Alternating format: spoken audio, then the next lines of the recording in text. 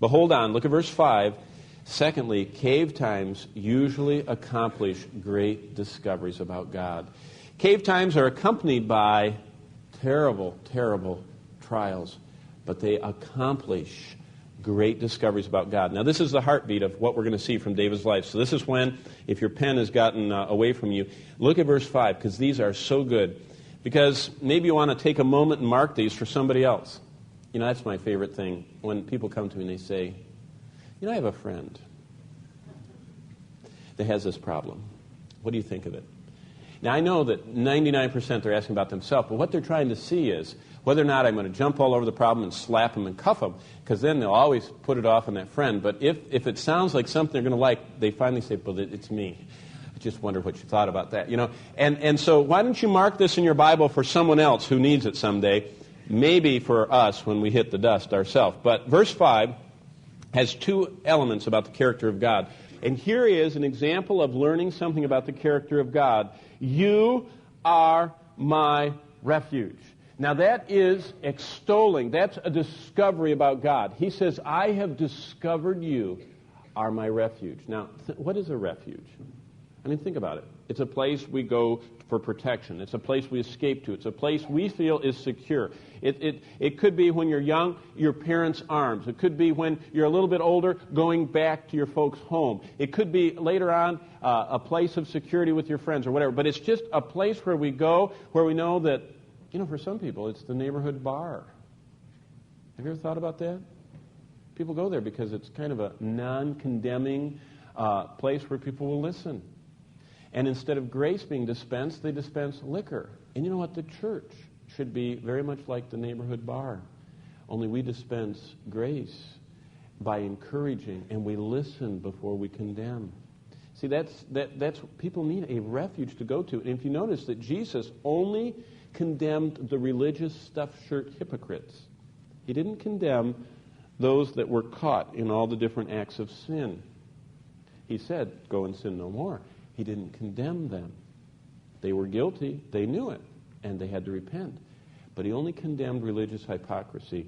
And that's what we should learn from. But he said, thou art my refuge. I have discovered, number one, this is the first of 7. Number one, thou art my refuge. Secondly, look in verse 5 also. My portion in the land of the living. He says, thou art my portion. You know what a portion is? I have a lot of experience in this. I do it constantly. I do it 3 times a day plus for several little bodies. You don't give everybody the same amount. You know what they eat, what they like, and you cut it up. Depending on how little they are, you cut it up this. And I mean, if they're even little, you grind it up, and it's mushy and gooey, but it's just their portion. You know what God says? He said, I am your portion. He says, I'm everything you need. I am El Shaddai from the book of Job. That word is most used in that book. The God who is enough. He says, I want to be your portion. I want to be El Shaddai. I want to be the God who is enough. You say, enough for what? Well, what do you need? I'm not talking about a Lexus or a Ferrari. I'm talking about what do you need to make it to glorify God. And God says, I'm enough. I'm enough strength. I'm enough endurance. I'm enough grace. I'm enough power for you to mortify. I'm enough strength for you to flee that lust. I'm enough for you to, as Joseph did, forget that hurt of the past and to forget it and be fruitful in the future. God says, I am your portion. Look at verse 6. Third great discovery about God. In verse 6, attend to my cry. It's amazing. If you have a center column marginal note, mine says, give heed to my cry. What he said is, you are the one who listens to me. Have you ever found how hard it is for people to listen to you? There are certain people in my life that they do not listen. They only talk. Have you ever met people like that? You come to them and you say, I'd like to share with you, and then they just go off into their discussion and they never hear what you say. And you can share your heart and they don't even hear it. And they're just thinking about their stuff and they just talk right on. God says, I'm not like that. He says, I'm your listener. I listen to you. He says, I never slumber nor sleep. He who watches over Israel neither slumbers nor sleep. He says, I'm listening to you all the time. He said, what you say is so important to me, I keep all of your prayers. Remember we learned that in Revelation? God has a bowl, and he captures all of our prayers, and he never loses one of them. God is our listener. Number 4, in verse 7, the fourth discovery David made about God. Verse 5, He's my refuge.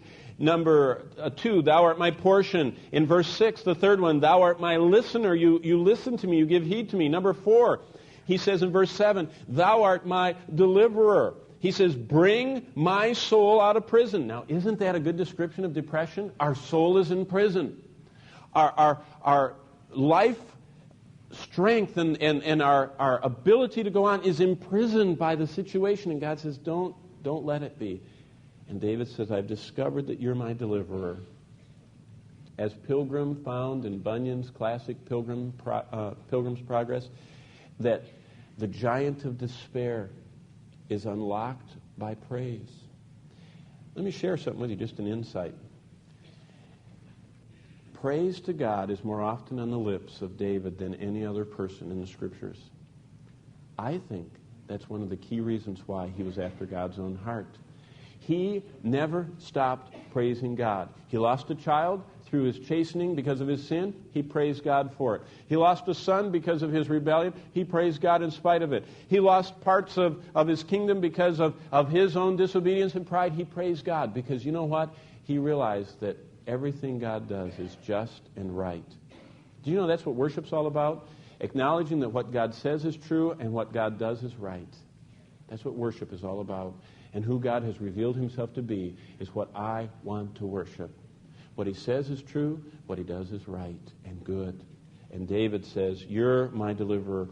Release my soul from the prison house. That is discovering a great thing about God. Number 5, look at the middle part of verse 7.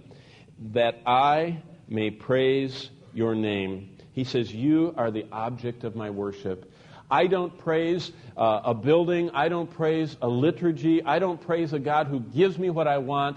I praise your name. Do you know what name is? It's a revelation of someone's character. He says, I praise who you are, God. I know that you're the infinite, the eternal, the creator of the ends of the earth. I know that you're the one that unrolled the heavens. He says, I know you're the one that spoke and it came into being. I know you're the one who has revealed himself as loyal to his covenant and to his people. You are a God who takes the likes of Abraham, Isaac, and Jacob. And notice God says, I am the God of Abraham. Who is Abraham? Kind of a fearful liar at times. He failed half the tests God gave him. Isaac followed in his dad's steps and lied about his wife. Jacob, whose name means the deceiver. And God says, I am the God of Abraham in spite of his failures. I am the God of Isaac in spite of his failures. I am the God of Jacob in spite of his failures. He says, you are the object of my worship. Keep reading. The righteous shall surround me. Now you notice, I can just see him kind of walking like this out of the cave as he's saying these things. Thou art my refuge. Thou art my portion. Thou art my listener. Thou art my deliverer. He's walking out. And you know what he says here? You are the one who will provide for me. You will surround me with the righteous. Where was he? He was in the cave. What was he surrounded by? Well, verse 2, I'm pouring out my complaint. I'm in trouble. Verse 3, I'm overwhelmed. They're secretly trying to get me. Nobody in this cave, verse 4, cares about me. Nobody even, they don't care if I'm alive or not. But you are my provider. And God, if I follow your path, if I go your way, the righteous shall surround me. Look at the end of verse 7. For you shall deal bountifully with me. You are my sufficiency. He didn't just say you deal with me. He says you'll deal what? Bountifully. You're going to overflow. You know how the 23rd Psalm ends? Surely goodness and mercy will follow me all the days of my life. Did you know most of us are going so fast that we never let goodness and mercy catch up with us? We're so busy doing our own thing like this. And right behind us, the hounds of heaven, goodness and mercy, are right barking at our heels, waiting for us to slow down and to be still and to know that God is God and we're not. And to let his goodness overwhelm us and his mercy fill us. You know what the last verse of Psalm 90 says? It's a beautiful verse. It says, and let the beauty of the Lord thy God be upon thee. It's interesting, the usage of the Hebrew words is, it speaks of someone who's moving like this. And it says, stop so God can put his beauty on you. Now that reminds me of even today. I saw a couple of little faces that just had food all over them, you know, especially if it's chocolate or something, it just gets all over. And I say, okay, Daddy's going to wipe your face before your nap. And they go, and you have to hold their chin and say, hold still, so I can clean you up.